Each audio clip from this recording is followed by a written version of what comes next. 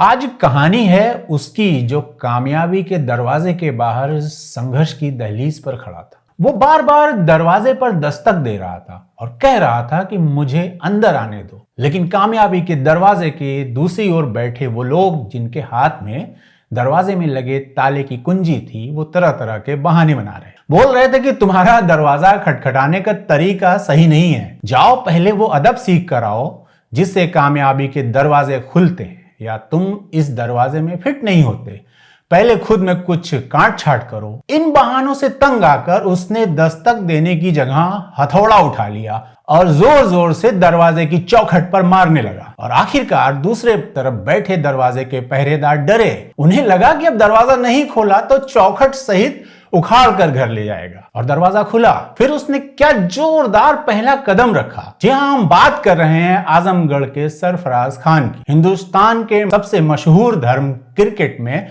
उसके आगाज और उससे पहले के उसके संघर्ष। आज सुनेंगे अपनी तकदीर खुद से लिखने की कहानी। तो कहीं मत जाइए, बने रहिए हमारे साथ, देखते रहिए टीसीएच।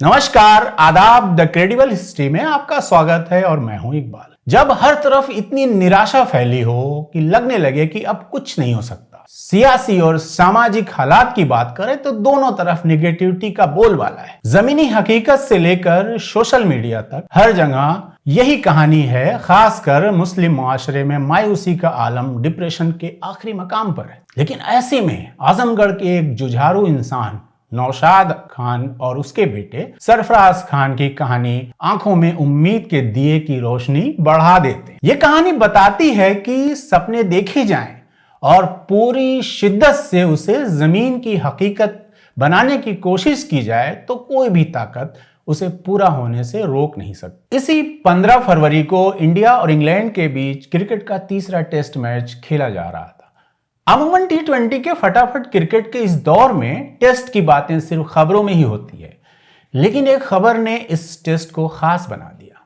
वो खबर थी सरफराज खान को इंडियन टीम में शामिल करना और उसके टेस्ट क्रिकेट कैरियर का आगाज होना। सरफराज खान वो खिलाड़ी है जो लंबे वक्त से डोमेस्टिक क्रिकेट में लगातार धमाकेदार प्रदर्शन करके टीम इंडिया के लिए दावेदारी पेश कर रहा था, लेकिन चयनकर्ता बार बार उसे नजरअंदाज कर रहे थे। कभी कहते कि उसका एटीट्यूड ठीक नहीं है, कभी उसके ज्यादा वजन को टीम में न लेने की वजह बताते। और इस बात से चिढ़कर भारत के महान सलामी बल्लेबाज सुनील गावस्कर ने भी कहा कि टीम को रन बनाने वाला अच्छा बैट्समैन चाहिए या स्लिम ट्रिम मॉडल। आखिरकार दूसरे टेस्ट में सेलेक्टर्स ने सरफराज को टीम में शामिल किया, लेकिन प्लेइंग 11 में न रखकर 12वां खिलाड़ी बना। इस खिलाड़ी ने तब भी सब्र का दामन नहीं छोड़ा और टीम में शामिल करने के लिए चयनकर्ताओं का शुक्रिया अदा किया। और आखिरकार फिर वो शुभ घड़ी तीसरे टेस्ट में आई जब महान लेग स्पिनर अनिल कुंबले ने उसे टीम इंडिया की कैप पहनाई। और इसी के साथ एक लंबा संघर्ष खत्म हुआ और सरफराज, उसके पिता नौशाद खान की भावुक कर देने वाली तस्वीरें और वीडियो टीवी और सोशल मीडिया पर छा गई। ये कहानी सिर्फ एक खिलाड़ी की नहीं है, क्योंकि इससे पहले 310 खिलाड़ी टीम इंडिया की क्रिकेट कैप पहन चुके हैं। लेकिन ये खास इसलिए है क्योंकि इसमें सरफराज खान के पिता नौशाद खान की एक जिद्दी बलिदानी कहानी भी है। नौशाद खान जो खुद एक क्रिकेटर रहे हैं, वो क्लब स्तर की क्रिकेट खेल चुके हैं। उनका और उनके बेटे का जीवन आसान नहीं रहा। उत्तर प्रदेश के आजमगढ़ से पलायन करके नौशाद मुंबई आए, जो कभी ट्रेन में टॉफी और ट्रैक पैंट बेचते थे। वो पश्चिम रेलवे में चतुर्थ श्रेणी के कर्मचारी थे। कमाई बहुत कम थी, इसलिए वो सारे काम करते थे जिसमें 4 पैसे आए।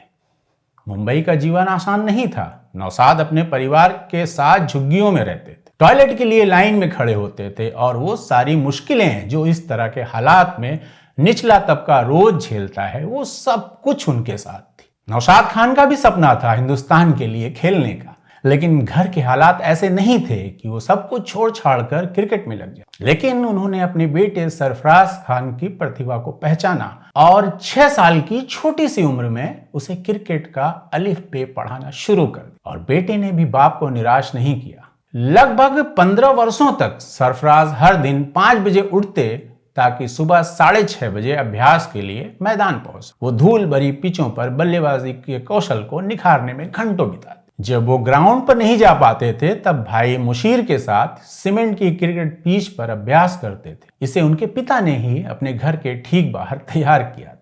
सरफराज बताते हैं कि उनके पिता नौशाद स्थानीय विपक्षी टीमों को दोस्ताना मैच खेलने के लिए पैसे देते। इसमें सरफराज पूरी पारी खेलते, भले ही टीम हारे या जीते। क्रिकेट के इस जुनून में सरफराज की पढ़ाई पर भी फर्क पड़ा। सरफराज 3 साल स्कूल नहीं गए, लेकिन उनके पिता नौशाद ने घर पर ही ट्यूटर लगाकर पढ़ने का इंतजाम किया। यानी कह सकते हैं कि पढ़ाई से भी कोई समझौता नहीं। आप देख सकते हैं कि कितना संघर्ष है। हर दिन एक नया इम्तिहान है, लेकिन बाप बेटे के जज्बे और हिम्मत को भी सलाम करने का मन करता है। एक ऐसे खेल में जहां इतने बड़े देश में सिर्फ 12 खिलाड़ियों को ही टीम में खेलना है। एक से एक बेहतरीन खिलाड़ी T20 के नए प्रयोग के बाद रोज सामने आ रहे। उम्दा प्लेयर को चुनना कम बड़ी चुनौती नहीं है, और उस खेल के लिए ये लगन पागलपन ही कहा जाएगा, जहां ये पता नहीं है कि मौका मिलेगा भी या नहीं। लेकिन सरफराज ने 6 साल की मेहनत के बाद ही रिजल्ट देना शुरू कर दिया। 12 साल की उम्र में हैरिस शील्ड टूर्नामेंट में 439 रन बनाकर सनसनी फैला दी। ये वही स्कूली टूर्नामेंट है जहां महान सचिन तेंदुलकर, जिन्हें क्रिकेट का भगवान कहा जाता है, उन्होंने 1988 में 346 रन बनाने का रिकॉर्ड बनाया था, और जिसे 2009 में सरफराज ने तोड़ा। इसके बाद का सफर तेज रफ्तार से तय हुआ। जल्दी ही सरफराज भारत की अंडर 19 टीम में शामिल हो गए। 2012 और 2016 के अंडर 19 का वर्ल्ड कप भी खेला। 2016 में भारतीय टीम उपविजेता रही, जहां पर सरफराज दूसरे सबसे ज्यादा रन बनाने वाले खिलाड़ी बने। इस प्रदर्शन के आधार पर आईपीएल की रॉयल चैलेंजर्स बंगलौर ने उन्हें 50 लाख में खरीद लिया, और इसके साथ ही गरीबी का हालम कुछ कम हुआ। इसके बाद सरफराज 2013 में मुंबई की रणजी टीम की तरफ से खेलना शुरू किया और रनों का अंबार लगाते गए। कहानी मुख्तसर ये कि सरफराज कितना बड़ा खिलाड़ी है, इससे समझें कि फर्स्ट क्लास क्रिकेट में उससे बेहतर औसत सिर्फ 2 खिलाड़ियों का है। पहले नंबर पर महान सन डॉन ब्रैडमैन है, और दूसरे नंबर पर भारती विजय मर्चेंट। लेकिन इसके बाद सरफराज का इंडियन क्रिकेट में आने का सफर मुश्किलों भरा रहा। डोमेस्टिक क्रिकेट में किया गया प्रदर्शन राष्ट्रीय टीम में शामिल होने का आधार होता है। लेकिन सरफराज की कहानी दूसरी ही थी। वो लगातार शतक पर शतक बनाया जा रहा था, दोहरा शतक बना रहा था, तिहरा शतक भी बनाया, लेकिन चयनकर्ता उसको लगातार नजरअंदाज करते रहे। कहा गया कि सरफराज मोटा है, उसकी फिटनेस अंतर्राष्ट्रीय क्रिकेट मानकों के हिसाब से नहीं है।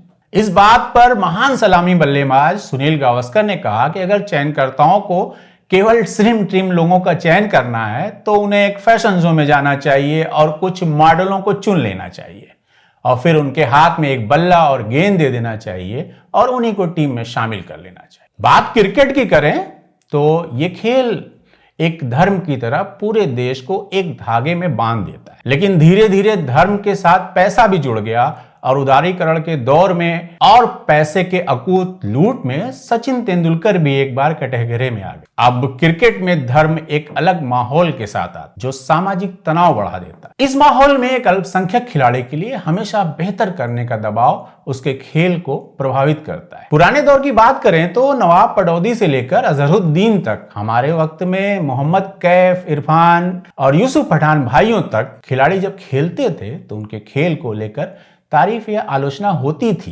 यहां तक कि खराब खेलने पर प्रशंसक घर पर पत्थर तक बरसाते थे। लेकिन कभी भी खिलाड़ी का धार्मिक एंगल खोजकर उसकी आस्था के आधार पर जज करने का चलन नहीं था, जो अब आया है। यही वजह है कि इरफान पठान के ट्वीट्स पाकिस्तान को लेकर ज्यादा तीखे होते हैं। कहीं ना कहीं खुद को साबित करने का दबाव नजर आता। आज भी वो दबाव मोहम्मद शमी और सिराज खेल रहे हो तो साफ दिखाई देता है। सरफराज के लंबे इंतजार के पीछे कारण ढूंढे तो शायद क्रिकेट के किसी बड़े मठाधीश को बाप बेटे ने नाराज कर दिया। लगातार अच्छे प्रदर्शन के बावजूद इंडियन टीम में न लिया जाना सरफराज को भी हताश करने लगा। शतक लगाने के बाद उसके सेलिब्रेशन में वो हताशा आक्रामकता में दिखाई देने लगी।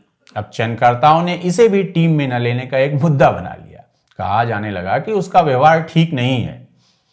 लेकिन सरफराज को भी समझ में आया, बोलने आक्रामक होने की जगह बल्ले से बोलना बेहतर है, और उसका बल्ला रोज गरजता रहा। सबसे तेज 2000 रन बनाने में सिर्फ डॉन ब्रैडमैन से ही वो पीछे था। और इस बार जब इंग्लैंड की टीम भारत दौरे पे आई तो सरफराज को अभ्यास मैच में इंडिया ए की तरफ से खेलने का मौका मिला, और इस मिले मौके को सरफराज ने भुनाया और ताबड़तोड़ 161 रन की पारी खेली। इस पारी के पहले 55 और 96 रन की भी 2 पारियां खेली। लेकिन जब टीम इंडिया की घोषणा हुई तो पहले टेस्ट में फिर से सरफराज की अनदेखी हुई। पहला टेस्ट वैसे इंग्लैंड 28 रनों से जीत गया। दूसरे टेस्ट के लिए जब टीम की घोषणा हुई तो इस बार सरफराज को चुना गया, लेकिन अभी भी इंतजार खत्म नहीं हुआ था। जब टीम मैदान पर उतरी तो उसे अंतिम 11 में न चुनकर 12वां प्लेयर बनाया गया। ये टेस्ट इंडिया जीत गया। इससे पहले बात करें तो दिसंबर 2022 में भी सरफराज को बांग्लादेश दौरे के लिए टीम में चुना गया था, लेकिन सीनियर खिलाड़ियों के वापस आने पर उन्हें फिर से टीम से बाहर कर दिया। लेकिन आखिरकार वो मौका आया जिसका सरफराज और उनके पिता को बरसों से इंतजार था। 15 फरवरी को तीसरे टेस्ट मैच में महान लेग स्पिनर अनिल कुंबले ने उन्हें टीम इंडिया की कैप पहनाकर उनके अब तक के संघर्ष को सुखद अंजाम तक पहुंचाया। इसके बाद का मंजर सबकी आंखों को नम कर गया जब सरफराज टीम इंडिया की जर्सी में अपने पिता नौशाद खान से गले मिले और उनके हाथों में इंडियन टीम वाली कैप दी। बाप बेटे दोनों भावुक थे। बगल में खड़ी सरफराज की पत्नी रोमाना जहूर की आंखों में भी आंसू थे। सरफराज ने बीवी के आंसू पोंछे और गले लगा लिया। क्या खूबसूरत मंजर था। इसके बाद सरफराज जब 4 विकेट गिरने के बाद मैदान में आए तो उन्हें पता था कि एक नाकामयाबी फिर से उनके लिए सारे दरवाजे बंद कर देगी। लेकिन दिमाग में ये चलता दबाव उनके खेल में रत्ती भर नहीं दिखा। सरफराज उसी लय में खेले जिसके लिए वो जाने जाते। उन्होंने ताबड़तोड़ 66 गेंद पर 62 रन बनाए, जिसमें 9 चौके और 1 छक्के शामिल थे। रविंद्र जडेजा की एक गलत कॉल पर सरफराज का रनआउट होना दर्शकों के साथ कप्तान रोहित शर्मा को भी गुस्सा दिला गया। जडेजा भी शर्मिंदा थे, लेकिन ये सब तो खेल का हिस्सा है। अगर उस दिन सरफराज आउट नहीं होते और जिस लय में वो खेल रहे तो शायद पहला शतक भी आ जाता। बाप बेटे की इस संघर्ष भरी दास्तान ये कहानी बयान करती है कि मुश्किलें इस कदर आती हैं कि ऐसा लगने लगता है कि हर कोई हमारे खिलाफ है। कामयाबी बहुत दूर नजर आती है, गुस्सा आता है, खींचते हैं, चीखते हैं, लड़ भी जाते हैं। इसके बाद सबसे आसान रास्ता यही है कि दूसरों पर इल्जाम रख अंधेरे कोने में दुबक जाएं। कोई पूछे तो बोल दें कि कोई फायदा नहीं कोशिश करने का, पूरी दुनिया ही मेरे खिलाफ है। लेकिन इसकी जगह सर झुका और कंधे मजबूत करके वो काम करते रहें जो हमें आता है। हर नाकामी के बाद फिर से खड़े होकर एक नए जज्बे के साथ बंद दरवाजे पर दस्तक देना बंद न करें, तब तक जब तक दूसरे तरफ बैठे लोग आखिरकार दरवाजा खोलने और आपका इस्तकबाल करने के लिए मजबूर न हो जाएं। आज सरफराज का भाई मुशीर भी बेहतरीन क्रिकेट प्लेयर है। ताजा खत्म हुए अंडर 19 वर्ल्ड कप में मुशीर ने 2 शतक लगाए। अब हो सकता है कि उसे वो मुश्किलें न झेलनी पड़े जो उसके बड़े भाई ने झेली थी। इसके पहले हमने बहुत सारी कहानियां सुनी हैं जहां बाप ने अपने बच्चों के लिए सारी जिंदगी लगा दी। ये कहानी इरफान पठान, यूसुफ पठान भाइयों की हो, सिराज और मोहम्मद शमी की हो, टेनिस प्लेयर सानिया मिर्जा की हो, सबकी है। सब कहानियों में नाकामी पर रोने की जगह रोज नई तैयारी के साथ उठ खड़े होने का जज्बा ही जीत की ओर ले जाने की राह बनाता दिखाई देता है। और बात मुसलमानों की करें तो हर फील्ड में हो सकता है उनको दूसरों के मुकाबले में ज्यादा मशक्कत करनी पड़े, लेकिन हथियार रख बीच मैदान में बैठ जाने से तो हार तय है। लड़ते रहने से जीत की एक उम्मीद तो बनी रहती है। कितने सरफराज होंगे जो हौसला खो देते हैं और लौट जाते हैं, अपने सपनों को दफन करके रोजी रोटी के लिए वो काम करने में जिंदगी खत्म कर देते हैं जिसके लिए वो बने ही नहीं थे। ऐसा सिर्फ इसलिए हुआ क्योंकि उन्होंने लगातार मिलती नाकामयाबी से उम्मीद छोड़ दी। वहीं कुछ ऐसे भी सरफराज हुए जो संघर्ष की भट्टी में सुरखरू होकर निकले और मंजिल पा लिए। उनके साथ ही उनके पीछे खड़े नौशाद जैसे बाप भी सुकून हासिल किए। बहुत सारी माएँ भी होंगी जिन्होंने अपने बेटों के लिए, अपनी बेटियों के लिए बहुत बलिदान दिया, जिन्होंने अपनी जिंदगी का मकसद ही सरफराज जैसों की कामयाबी को बना लिया, और साथ ही साथ खड़ी जीवन साथी भी, जिसने नाकामयाबी में निराश होते शौहर को हौसला दिया और जब कामयाबी मिली तो बेझिझक स्टैंड में खड़े होकर फ्लाइंग किस भी दिया। तो तय आपको करना है कि क्या होना है। तो आज के वीडियो में इतना ही। अभी तीसरा टेस्ट खत्म नहीं हुआ है, इंडिया की दूसरी पारी खेली जा रही है। सरफराज क्या करेगा ये आगे देखा जाएगा, लेकिन कामयाबी का जो संघर्ष था वो तकरीबन अब पैरेलल लाइन में आ गया है। तो आपको वीडियो कैसा लगा, ये संघर्ष भरी कहानी कैसी लगी, कमेंट करके जरूर बताइए। वीडियो पसंद आया हो तो लाइक करें, शेयर करें, और चैनल अगर हमारा अब तक आपने सब्सक्राइब नहीं किया है तो तुरंत सब्सक्राइब कर लें। इसके साथ ही हम आपको ऐसी कहानियां, ऐसे सच बार बार दिखाते रहें, इसके लिए हमें आपके मदद की भी जरूरत है। डोनेशन देने के दूसरे तरीके आपको डिस्क्रिप्शन बॉक्स में। बहुत बहुत शुक्रिया।